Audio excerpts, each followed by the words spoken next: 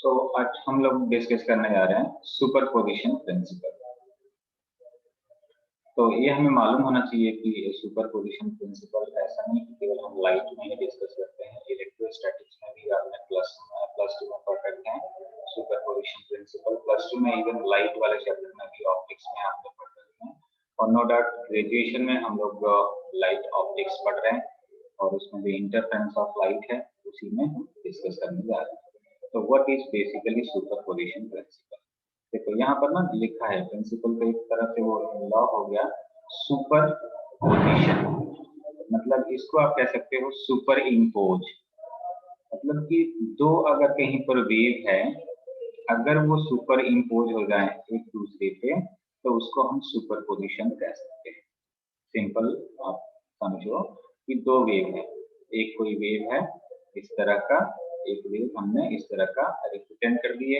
इसकी डिस्प्लेसमेंट हमारे पास y1 हो गई, इसकी एम्पलीट्यूड जो है मैक्सिमम डिस्प्लेसमेंट पार्टिकल का ये y1 होगी। और एक दूसरी वेव है, फेज दोनों का सेम है, फेज सेम है, दूसरी की डिस्प्लेसमेंट ये y2 होगी। तो ये मीडियम में प्रोपेगेट करेंगे तो क्या हो सकता है, ये मीडियम में प्रोपेगेट करते करते वो सुपर इम्पोज हो सकते हैं। सुपर इम्पोज यानी कि एक दूसरे के ऊपर मर्ज हो जाना, सिंगल वेव बन जाना, राइट। इनकी एनर्जी क्या होगी, कंबाइन हो जाएगी, क्योंकि एक तरह की एनर्जी है, वेव है, राइट। लाइट है, लाइट वेव फॉर्म में प्रोपेगेट हो रहा है मीडियम में, तो वो एक पार्टिकुलर वे में कंबाइन हो जाएंगे। तो इसको किस तरह से आप बताएंगे, द रिजल्टेंट डिस्प्लेसमेंट। देखो ये कंबाइन हुआ तो उसका क्या होना चाहिए, इन जनरल यहाँ पर एम्पलीट्यूड ऐड होना चाहिए। तो दैट डिपेंड्स अपॉन, ऐड तब होगा कि वो किस तरह के नेचर है, वेव का कैसा नेचर है, वो सेम फेज में है कि नहीं, डिफरेंट फेज में तो नहीं है।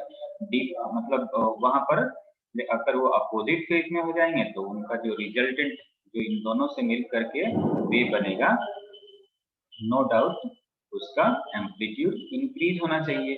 मान लीजिए कि हम सिंपल कह देते हैं कि 1 rupees plus 1 rupees equal to 2 rupees, है ना, उसको ऐड किए तो इंक्रीज हुआ, रुपीज अमाउंट इंक्रीज हुआ, राइट। तो उसी तरह से यहाँ पर हमने वेव को, दो वेव को प्लस कर दिए, ऐड कर दिए, तो उसकी जो डिस्प्लेसमेंट होनी चाहिए वो इंक्रीज होना चाहिए। बट वो दो कंडीशन पे डिपेंड करता है कि वो डिस्प्लेसमेंट इंक्रीज होगा, रिजल्टेंट इंक्रीमेंट, या फिर वो जीरो होगा, है ना, किस तरह का वेव का नेचर है। So the resultant displacement of a particle of a medium acted upon by two or more waves simultaneously is the vector sum of the individual displacement caused to the particle by these waves, right। तो इसमें हमने एक first वाले के लिए y1 displacement, second के लिए y2 displacement particle का और दोनों वेव का, right, then the resultant displacement of the particle will be y vector is equal to displacement vector quantity होता है, तो उसको हम वेक्टोरियली ऐड कर सकते हैं। तो y vector is equal to y1 vector plus minus y2 vector। अब देखो यहाँ पर पॉजिटिव साइन भी है और नेगेटिव भी साइन है ना, तो इसका क्या सिग्निफिकेंस हुआ। Positive sign is used if both the waves acting on the particle are in the same phase।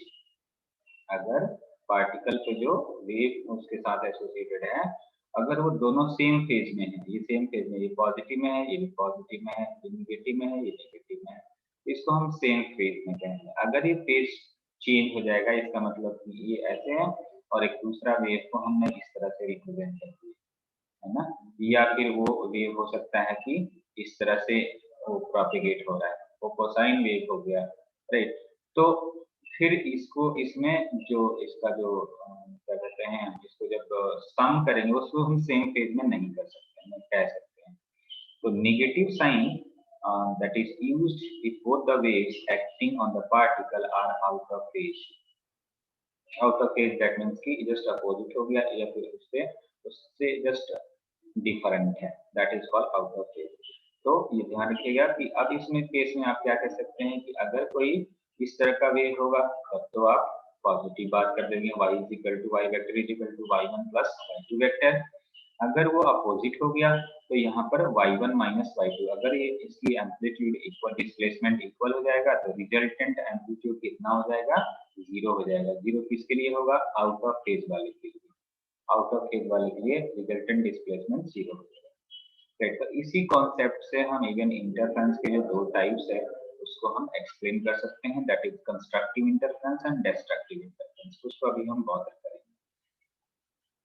सो इसको और भी इस तरह से सिंपल वे में आप इसको बता सकते हैं कि व्हेन टू और more waves travelling in a region superimpose upon each other, जब भी कभी दो या दो से अधिक वेव किसी मीडियम में प्रोपेगेट कर रहे हैं तो एक दूसरे पे पार्टिकुलर रीजन में वो सुपर इम्पोज हो जाएंगे, कॉन्साइड करेंगे, मर्ज हो जाएंगे कह सकते हैं। Right, then a new wave is formed, एक सिंगल वेव फॉर्म होगा। Right, whose displacement at any instant is the vector sum of the displacement of the individual waves at that instant। जहां पर भी सुपर इम्पोजिशन हुआ वहां पर उनकी individual wave की जो भी डिस्प्लेसमेंट होगी, जैसे यहाँ पर हमने y1 y2 y3 कह रहे थे, तो अगर तीन वेव ले लिया आपने तो उसको y1 plus y2 plus y3 कहते हैं। अगर मोर देन 3 ले लिया तो उसको उसी तरह से आप उसको सम अप करते हैं, तो जस्ट उसकी डिस्प्लेसमेंट ऐड अप हो जाएगा। तो पॉजिटिव तब होगा जब वो सेम फेज में होंगे, नेगेटिव साइन तब आपको लेना है जब वो आउट ऑफ फेज होंगे, यानी कि डिफरेंट फेजेस में होंगे। अब यहाँ पर मैं नहीं बता रहा हूँ, अभी नेक्स्ट टॉपिक में हम लोग डिस्कस करेंगे कि क्या उसकी रिजल्टेंट एम्पलीट्यूड जीरो हो सकता है या फिर पॉजिटिव ही पॉजिटिव रहेगा हमेशा, ये हम बॉदर करेंगे नेक्स्ट टॉपिक में, that is the types of interference of light. तो इंटरफेरेंस ऑफ लाइट ऐसे मैं कल इंट्रोडक्शन में बता रखा था। Right. So just basically what is interference? It is the redistribution of light energy. Light है क्या? Light एक तरह की एनर्जी है, it's a form of an energy.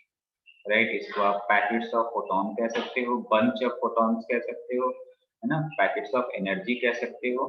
Right, photons को ही हम लाइट कहते हैं।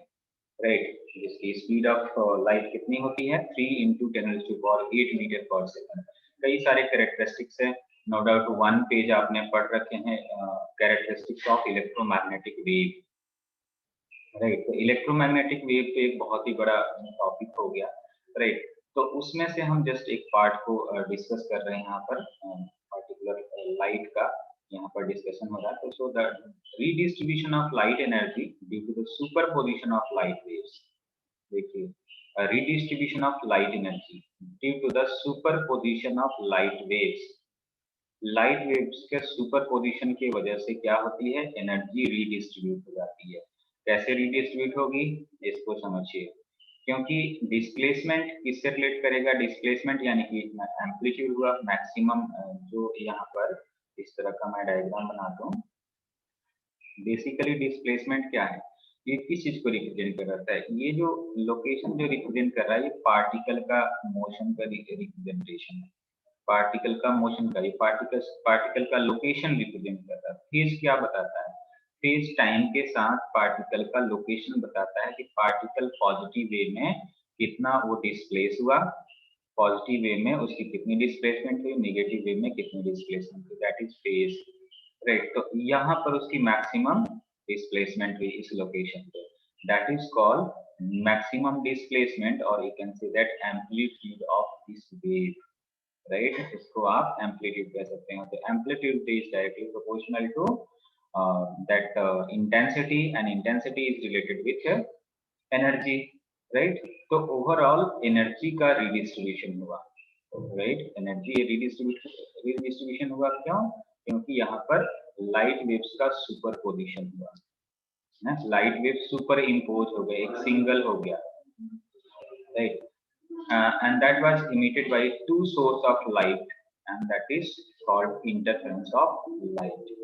right, तो यहाँ पर देख सकते हैं कि यहाँ पर two source of light लिखा है, and that is called interference of light। two source of light का मीनिंग क्या हुआ कि एक तो हमने यहाँ पर one source और सेकंड सोर्स, तो फर्स्ट सोर्स से भी लाइट इमिट हो रही है, सेकंड सोर्स से भी लाइट इमिट हो रही है।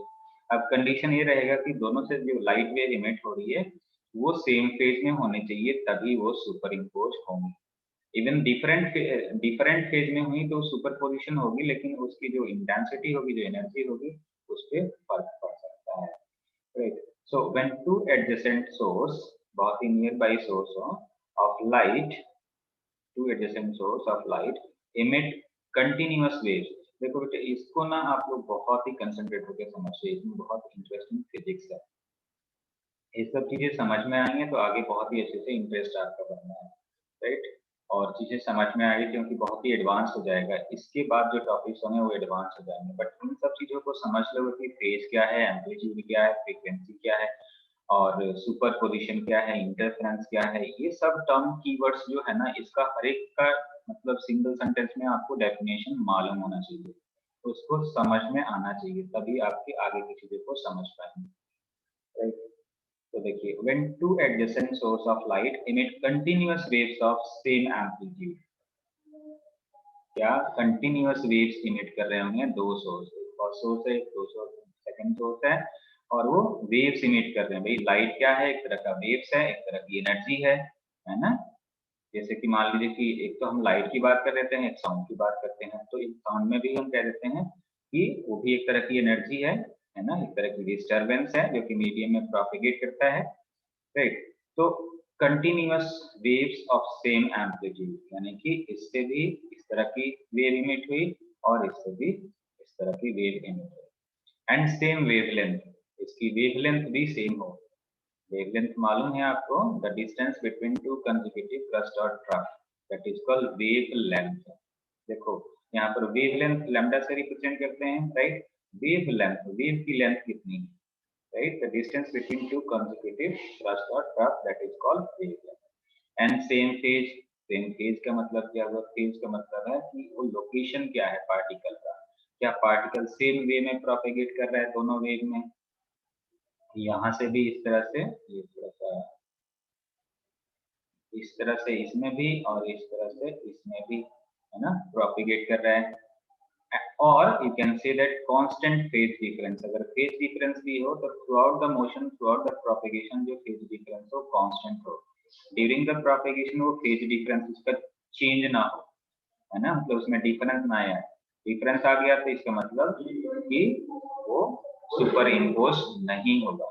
Then the distribution of light energy, then the distribution of light energy gets modified, जो लाइट एनर्जी है, जो लाइट वेव्स है, वो जो उनकी एनर्जी है वो मॉडिफाइड हो जाएगी। यानी मॉडिफाइड यानी कि या तो वो डिक्रीज हो सकती है या फिर इंक्रीज हो सकती है ना, उसकी एनर्जी इंक्रीज हो सकती है या डिक्रीज हो सकती है, that depends upon the interaction. अब बात करते हैं कब इंक्रीज होगी कब डिक्रीज होगी।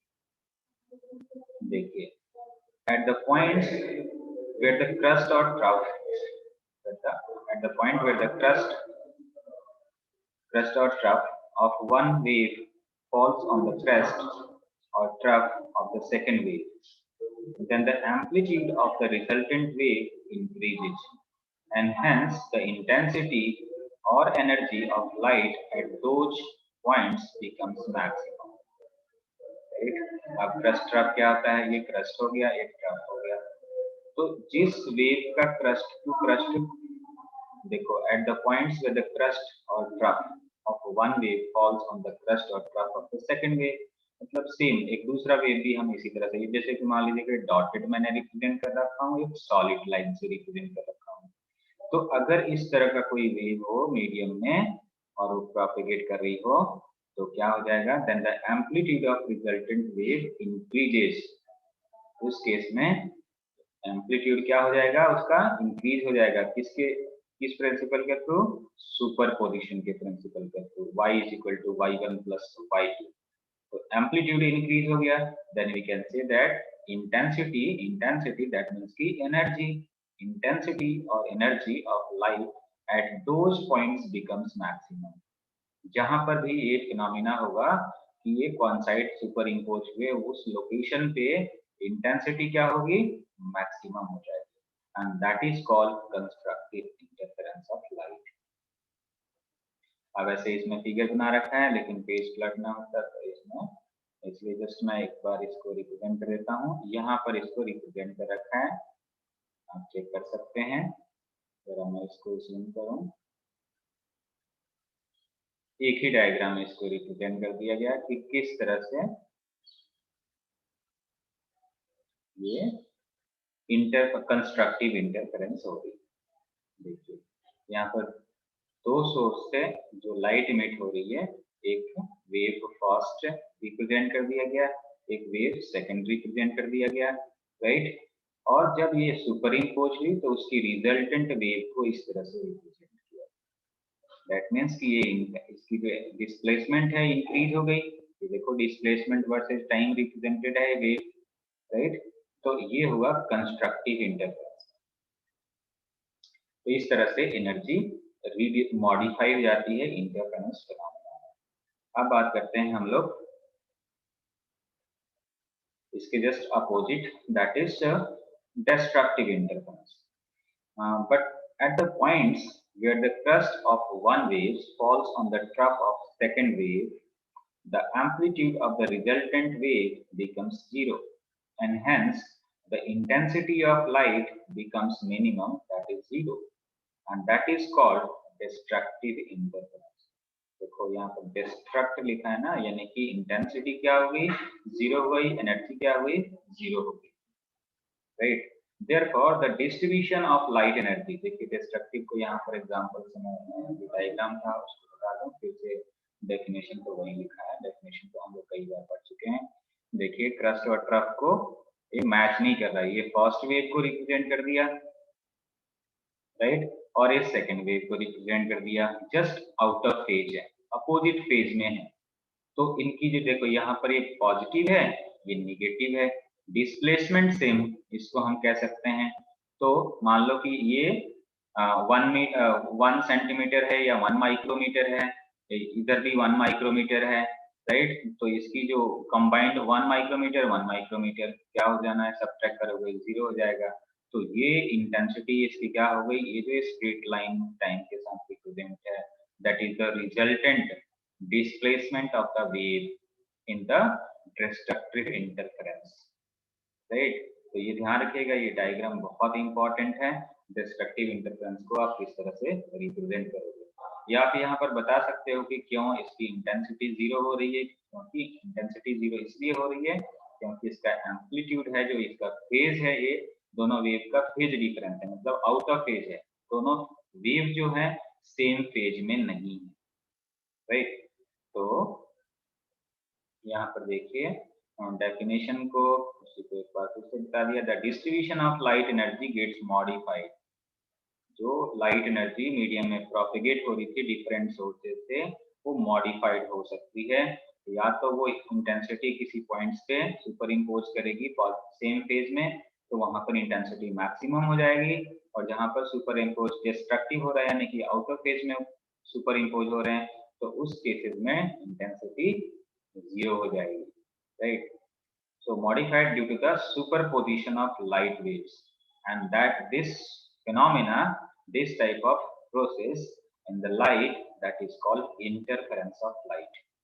किस तरह से लाइट इंटरफियर हो रही है, एक वेव दूसरे वेव के साथ किस तरह से इंटरफियर कर रही है, किस तरह से वो लाइट को एनर्जी को मॉडिफाई कर रही है, that is called interference of light, right। So the law of conservation of energy holds good in the phenomena of interference।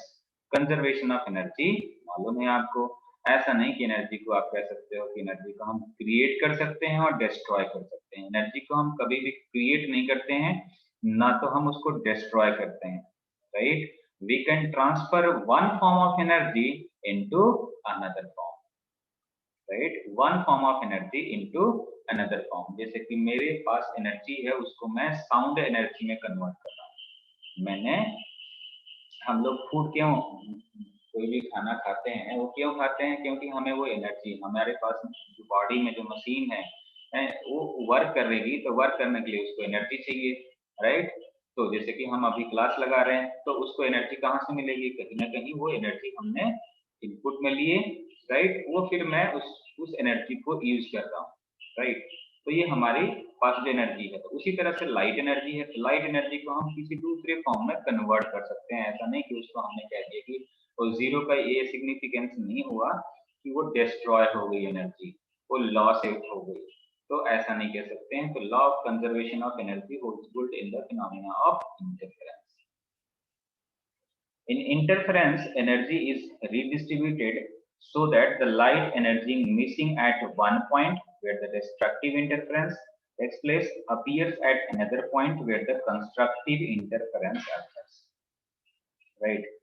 ये इस तरह से इंटरफियर होती है लाइट कि एक लोकेशन पे मैक्सिमम इंटेंसिटी हो जा रही है, दूसरे लोकेशन पे क्या हो जाएगी, उसकी मिनिमम इंटेंसिटी, जीरो इंटेंसिटी हो जा रही है, राइट? तो एक लोकेशन पे वो एनर्जी हमें ऑब्जॉर्ब होगी, वो एनर्जी लॉस नहीं होगी, राइट? तो इसका डायग्राम तो हमने डिस्कस कर ही लिया इंटरफेरेंस और इसके दोनों टाइप्स का। अब हम लोग बात करते हैं जिसका बहुत ही इंतजार था जिस टॉपिक का, और ये चीजें अगर आपको समझ में आ रहा होगा तो हम लोग अब बात करेंगे कोहेरेंस की।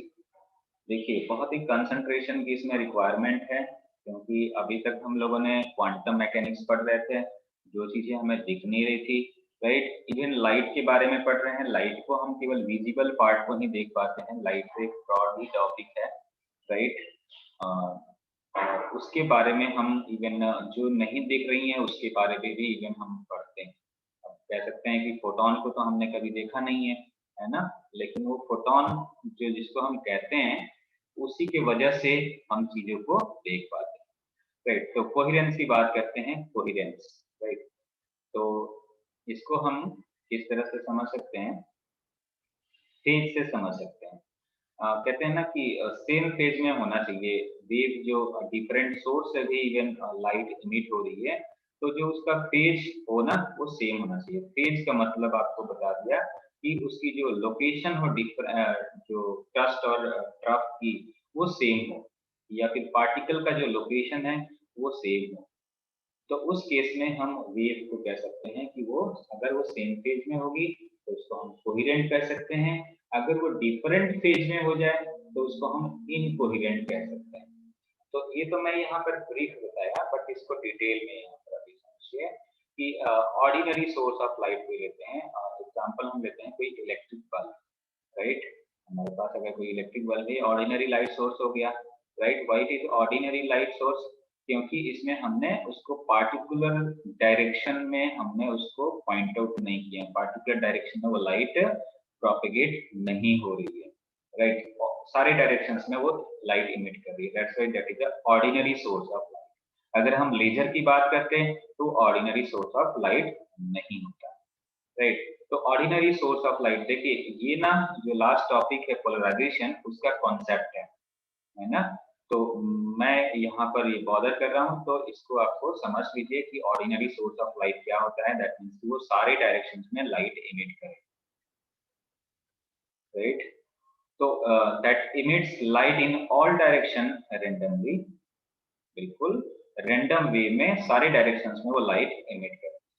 The light waves emitted by ordinary source of light spread in all directions and are not in phase with each other as shown in the figure 2a.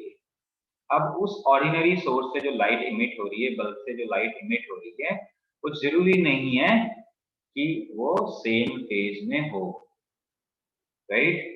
Same phase में हो, and are not in phase with each other as shown in figure. Such beam of light whose component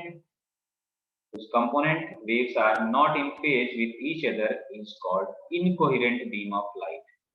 अगर मान लीजिए कि room में bulb कोई लगा है और वो कहीं पर लाइट, अगर बीम ऑफ लाइट इंसिडेंट हो रही है, इसका मतलब है कि वो इनकोहेरेंट बीम ऑफ लाइट है। Why that is incoherent beam of light? Beam of light का मतलब क्या है? एक तो होता है रेज और दूसरा होता है, एक होता है रे, RAYS, रेज, और एक होता है बीम, BEAM। तो इन दोनों में डिफरेंस है। Group of rays makes beam of light, right? तो बीम के इनसाइड में ही रेज प्रेजेंट है, राइट? तो वो जो लाइट बीम ऑफ लाइट जो इंसिडेंट हो रही है वो जरूरी नहीं है कि वो सेम फेज में हो। तो जहां पर वो सेम फेज में नहीं होगा तो उस हम बीम ऑफ लाइट को क्या कहेंगे? इनकोहेरेंट, मतलब वो सेम फेज में नहीं है। इफ इनकोहेरेंट वेव्स कंबाइन, ध्यान देना आप लोग, इफ इनकोहेरेंट वेव्स जो कि बहुत सारे वेव्स है, एक सिंगल वेव नहीं है, incoherent waves combine, then the amplitude of the resultant wave is never larger than the amplitude of any of the combining waves. ये समझ में आ जाएगा तो समझ लीजिए कि आपको लाइट का टॉपिक समझ में आ रहा है। देखिए इसमें सुपरपोजिशन प्रिंसिपल को यूटिलाइज किया गया है कि अगर कोई इनकोहेरेंट वेव्स है, अगर उसको हमने कंबाइन की बात कर रहे हैं, कंबाइन हो रहे हैं, तो उसका एम्पलीट्यूड, उसका जो रिजल्टेंट एम्पलीट्यूड होगा वो कभी भी उसके इंडिविजुअल के से ज्यादा नहीं हो सकता है। क्यों नहीं हो सकता जी? क्या कारण हो सकता है उसका?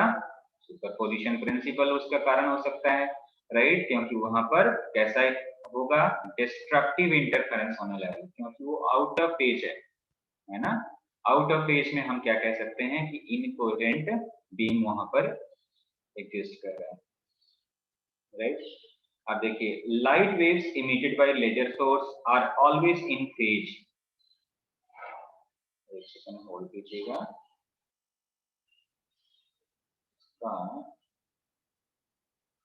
मीटिंग का जरा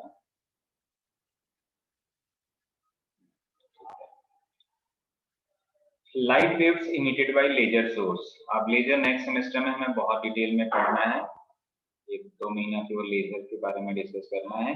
laser that mean light amplification by stimulated emission of radiation. एक पार्टिकुलर वे से लाइट की इंटेंसिटी को हम एम्पलीफाई कर सकते हैं, लाइट की इंटेंसिटी को, उसकी एम्पलीट्यूड को एम्पलीफाई कर सकते हैं। That is called light amplification by stimulated emission of radiation. Stimulated process से हम लाइट की इंटेंसिटी को, उसकी एम्पलीट्यूड को मॉडिफाई किया जा सकता है, दैट इज लेजर। तो एक लेजर सोर्स है, उससे लाइट वेव्स इमिट होंगी, राइट? आपने यूज भी किए होंगे, इवन रिप्रेजेंटेशन में कहीं पावर पॉइंट प्रेजेंटेशन करते हैं तो वहां पर लेजर लाइट रिप्रेजेंट करने के लिए, कुछ समझाने के लिए, पॉइंट आउट करने के लिए लेजर पॉइंटर यूज किया जाता है, राइट? आपने देखे होंगे। तो laser source are always in phase, with each other at every point in the space. आप लेजर लाइट आइस पे कभी भी इंसिडेंट नहीं करना चाहिए गलती से भी, और ना किसी को, ना अपने को चेक करना चाहिए। अच्छा जी, ये लेजर लाइट सोर्स है, हम चेक कर लेते हैं कि लाइट आ रही है। आइस के फ्रंट पे लेजर लाइट नहीं इंसिडेंट करानी चाहिए, पहले तो ये क्लियर होना चाहिए, राइट? अब देखिए, लेजर लाइट इंपॉर्टेंट क्यों है? इंपॉर्टेंट यहाँ पर हमने क्यों बात करी? क्योंकि उसकी जो फेजेस हैं, उसमें जो लाइट रेज हैं, लाइट के जो बीम हैं, राइट, वो सेम फेज में होते हैं थ्रू आउट द स्पेस। जैसे मान लीजिए कि आप अगर क्लासरूम में बैठे हैं और क्लासरूम में सबसे लास्ट बेंच पे बैठे हैं और बोर्ड पे अगर आपने लेजर लाइट का इंसिडेंट कराना है तो बिल्कुल स्ट्रेट वहां पर स्पॉट रिप्रेजेंट करेगा। वो क्यों रिप्रेजेंट किया? क्योंकि वो सेम फेज में है, उसकी इंटेंसिटी इतना ज्यादा है, उसकी जो इंटेंसिटी है, उसकी प्रोपेगेशन है बहुत ही प्रॉपर वे में, right? Hence, the laser beam is known as coherent beam of light. तो लेजर बीम को हम क्या कह सकते हैं कि कोहेरेंट है। कोहेरेंट क्यों है? क्योंकि जो उसके वेव्स है, लाइट वेव्स है, वो सेम फेज में, मीडियम में, स्पेस में प्रोपेगेट कर रहे हैं। किसी भी फेज पे उसको आप कंपेयर करोगे तो सेम फेज में ही रहना है। Then that can be represented as coherent beam of light. If coherent wave combine, then the amplitude of the resultant wave is always greater than the amplitude of any of the combining waves. बिल्कुल आप समझ रहे होंगे, superposition principle लगाइए, है ना? Constructive interference के लिए कि भाई सेम फेज में है वेव, तो जब वो मीडियम में प्रोपेगेट होंगे तो वो इंटरफियर होकर के इंटेंसिटी को इंक्रीज करेंगे, है ना? एम्पलीट्यूड इंक्रीज होगा, इंटेंसिटी इंक्रीज होगा, इंटेंसिटी इंक्रीज हो यानी कि एनर्जी उसकी इंक्रीज होगी। इसीलिए तो हमें शार्प स्पॉट दिखता है, लेजर लाइट बहुत ही ब्राइट दिखता है ना? उसका यही रीजन है, क्योंकि वो इंटरफियर कर सकता है, वो कोहेरेंट वे में मीडियम में प्रोपेगेट करता है, उसकी इंटेंसिटी हर एक लोकेशन पे इंक्रीज्ड है, बट इनकोहेरेंट में ऐसा नहीं। तो इसको डायग्राम से यहाँ पर समझ लीजिए आप। ये देखिए एक वेव है, ये मैं इनकोहेरेंट वेव्स का यहाँ पर रिप्रेजेंट किया हूँ डायग्राम। ये वेव्स है, इस तरह से प्रोपेगेट हो रही है। दूसरा भी वेव मान लीजिए कि वो सेमी फेज में हमने कर दिया, बट क्योंकि ये बीम ऑफ लाइट है, राइट, तो इसमें कई सारे ये वेव्स को हम रिप्रेजेंट कर सकते हैं। तो ये जो एक वेव को रिप्रेजेंट किया गया है, ये प्रॉपर वे में नहीं है। इसके साथ देखो, इसका तो हाफ में, इसके 1/4 में इसका हाफ कंप्लीट हो गया, है ना। पार्टिकल इसमें इस वाले वेव में यहाँ पर लोकेट करता है, बट यहाँ पर सेकंड वेव में यहाँ पर लोकेट करता है, फर्स्ट में भी यहाँ पर लोकेट करता है। तो ये जो कह सकते हैं कि ये सेम फेज में नहीं है, then this type of waves are called incoherent wave, right. और यहाँ पर सेम वेव नेचर का रिप्रेजेंट कर दिए, जैसे लेजर लाइट सोर्स जो है वो सेम फेज में प्रोपेगेट करता है मीडियम में, then that is called coherent waves. These are the coherent waves जो सेम फेज में मीडियम में प्रोपेगेट हो हर एक पॉइंट पे, राइट। ये लाइन आपको जरूर याद रखना है, समझना है कि जब कोहेरेंट वेव होंगे अगर किसी मीडियम में कंबाइन होते हैं तो उनकी जो रिजल्टेंट इंटेंसिटी होगी वो इंडिविजुअल इंटेंसिटी से हमेशा ज्यादा होगी। सिंपल सी बात है, 1 + 1 2 होगा, यानी 2 1 से तो ज्यादा होगा ही होगा, है ना। और 1 - 1 0 हो सकता है ना। इसमें मान लीजिए कि इसकी डिस्प्लेसमेंट कम है तो उससे कम हो सकता है, right? So basically, what is coherence? Coherence is a phase correlation phenomena. Coherence is phase correlation phenomena. एक सिंगल सेंटेंस में आप बता सकते हैं कि कोहेरेंस क्या होता है, और कोहेरेंस से आप इनकोहेरेंट और कोहेरेंट वेव किस तरह से आप रिप्रेजेंट कर सकते हैं। Coherence is a phase correlation phenomena between two waves with respect to time और स्पेस। टाइम और स्पेस के रिस्पेक्ट में आप कह सकते हैं कि बेसिकली कोहेरेंस क्या रिप्रेजेंट करता है, फेज को रिप्रेजेंट करता है ना। पार्टिकल की लोकेशन को रिप्रेजेंट करता है। अगर दो वेव में हम कंपैरिजन कर रहे हैं, यहाँ पर कंपेयर ही तो कह के और फेज की बातें कर रहे हैं। फेज क्या रिप्रेजेंट करता है, maximum location of the particle in with respect to time. ये लोकेशन ऑफ पार्टिकल को रिप्रेजेंट कर रहा है, राइट। तो ये आप डेफिनेशन जरूर याद रखिएगा। Coherence is a phase correlation phenomena between two waves with respect to time और स्पेस। टाइम और स्पेस भी ध्यान रखना है। टाइम और स्पेस क्यों, कि ऐसा नहीं कि यहाँ तक आपने कह दिए कि जी ये तो सर सेम फेज में है जी यहाँ तक, और इसके आगे आउट ऑफ फेज हो गया। तो जहां तक वो फेज में रहेगा तभी तक हम कह सकते हैं कि वो कोहेरेंट वेव्स है। यहाँ से अगर कोई डिस्टरबेंस आ गई वेव्स में और यहाँ से नेचर चेंज हो गया, तब इसको हम नहीं कह सकते हैं कोहेरेंट वेव्स। इसको फिर इसके बाद, इस टाइम के बाद, ये जो टाइम रिप्रेजेंट है एक्सेसिव में, इस टाइम के बाद उसको कह सकते हैं कि तो इनकोहेरेंट